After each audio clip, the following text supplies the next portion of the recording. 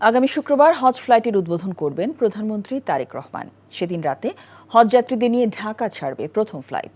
প্রধানমন্ত্রী তারেক রহমানের সভাপতিত্বে সচিবালয়ে তার কার্যালয়ে অনুষ্ঠিত হজ ব্যবস্থাপনা সংক্রান্ত জাতীয় কমিটির সভা শেষে ধর্মমন্ত্রী মোফাজ্জল হোসেন কায়কোবাদ এসব তথ্য জানান। আগামী 2-1 দিনের মধ্যেই প্রধানমন্ত্রী হাজি ক্যাম্প পরিদর্শনে যাবেন বলেও জানান ধর্মমন্ত্রী। তিনি জানান, মধ্যপ্রাচ্যে চলমান পরিস্থিতি সত্ত্বেও হজ ফ্লাইটের শিডিউলে বড় ধরনের কোনো বিপর্যয় হবে না। এবছর বাংলাদেশ থেকে মোট ৭৮,৫০০ জন হজযাত্রী পবিত্র হজ পালনের উদ্দেশ্যে সৌদি আরবে যাবেন।